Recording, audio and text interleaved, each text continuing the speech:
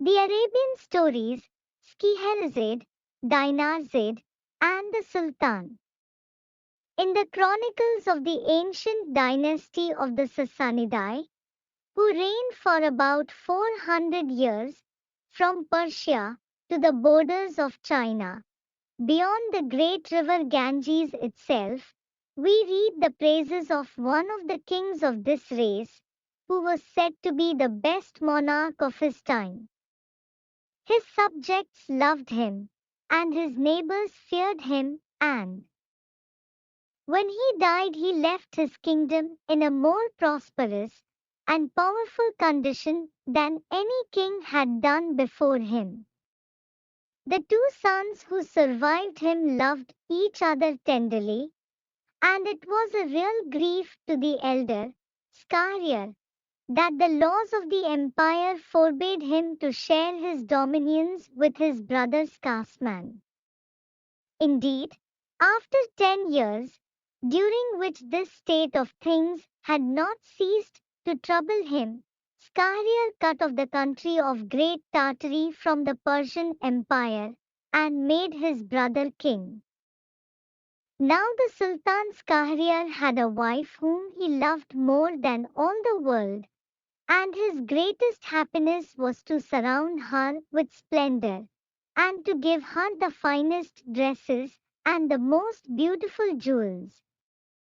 It was therefore with the deepest shame and sorrow that he accidentally discovered, after several years, that she had deceived him completely, and her whole conduct turned out to have been so bad that he felt himself obliged to carry out the law of the land and order the Grand Vizier to put her to death. The blow was so heavy that his mind almost gave way, and he declared that he was quite sure that at bottom all women were as wicked as the Sultana, if you could only find them out, and that the fewer the world contained the better. So every evening he married a fresh wife, and had her strangled the following morning before the Grand Vizier, whose duty it was to provide these unhappy brides for the Sultan. The poor man fulfilled his task with reluctance. But there was no escape, and every day saw a girl married and a wife dead.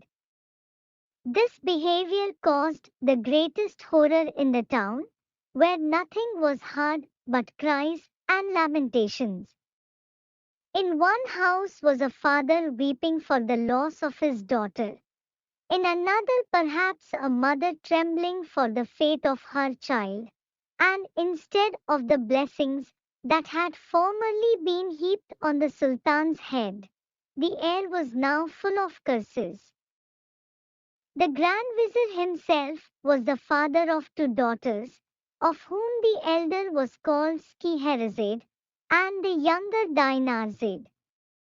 Dinarzade had no particular gifts to distinguish her from other girls, but her sister was clever and courageous in the highest degree.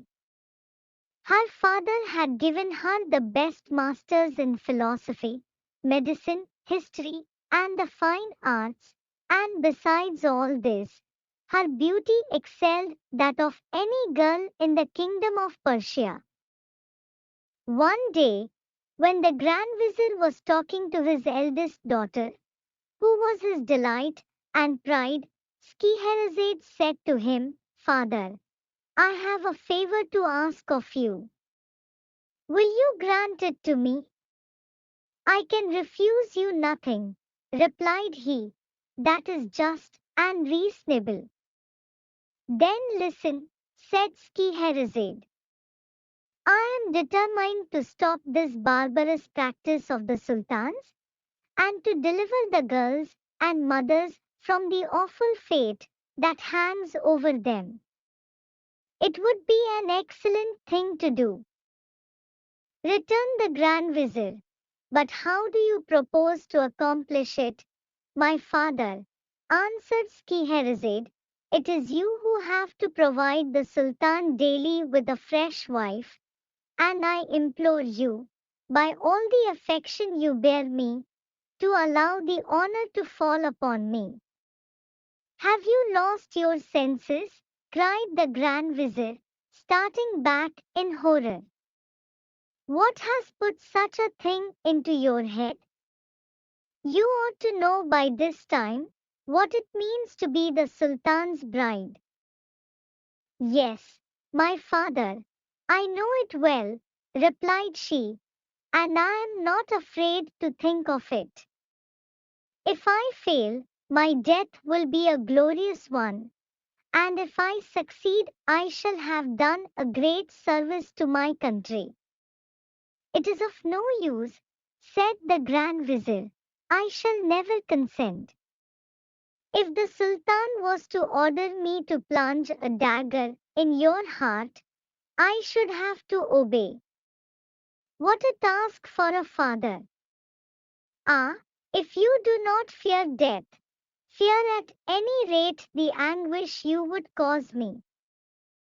"Once again, my father," said Scheherazade, "will you grant me what I ask?" "What? Are you still so obstinate?" exclaimed the Grand Vizier. "Why are you so resolved upon your own ruin?" But the maiden absolutely refused to attend to her father's words, and at length, in despair, the Grand Vizier was obliged to give way, and went sadly to the palace to tell the Sultan that the following evening he would bring him Scheherazade. The Sultan received this news with the greatest astonishment. "How have you made up your mind," he asked, "to sacrifice your own daughter to me?" "Sire," answered the Grand Vizier, "it is her own wish. Even the sad fate that awaits her could not hold her back."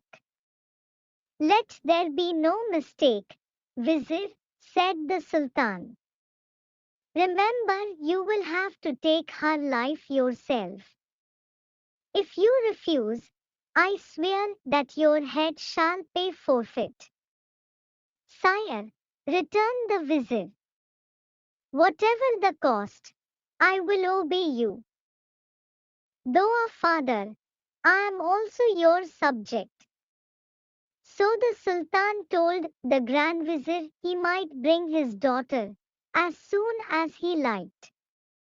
The Vizier took back this news to Scheherazade, who received it as if it had been the most pleasant thing in the world. She thanked her father warmly for yielding to her wishes, and, seeing him still bowed down with grief, told him that she hoped he would never repent having allowed her to marry the Sultan. Then she went to prepare herself for the marriage, and begged that her sister Dinarzade should be sent for to speak to her. When they were alone, Scheherazade addressed her thus: "My dear sister, I want your help in a very important affair. My father is going to take me to the palace to celebrate my marriage with the Sultan. When His Highness receives me, I shall beg him, as a last favor, to let you sleep in our chamber, so that I may have your company during the last night I am alive. If, as I hope, he grants me my wish, be sure that you wake me an hour before the dawn, and speak to me in these words: 'My sister, if you are not asleep, I beg you, before the sun rises, to tell me one of your charming stories, then I shall begin, and I hope by this means to deliver the people from the terror that reigns over them.'" Dinarzade replied that she would do with pleasure what her sister wished. When the usual hour arrived, the Grand Vizier conducted Scheherazade to the palace, and left her alone with the Sultan, who bade her raise her veil and was amazed at her beauty. But seeing her eyes full of tears, he asked what was the matter. Sire, replied Scheherazade, I have a sister who loves me as tenderly as I love her. Grant me the favor of allowing her to sleep this night in the same room, as it is the last we shall be together. Schahriar consented to Scheherazade's petition. Dinarja was sent for. An hour before daybreak, Dinarzade awoke and exclaimed, as she had promised, My dear sister, if you are not asleep, tell me, I pray you, before the sun rises, one of your charming stories. It is the last time that I shall have the pleasure of hearing you. Scheherazade did not answer her sister, but turned to the Sultan. Will your highness permit me to do as my sister asks? Said she. Willingly, he answered. So Scheherazade began.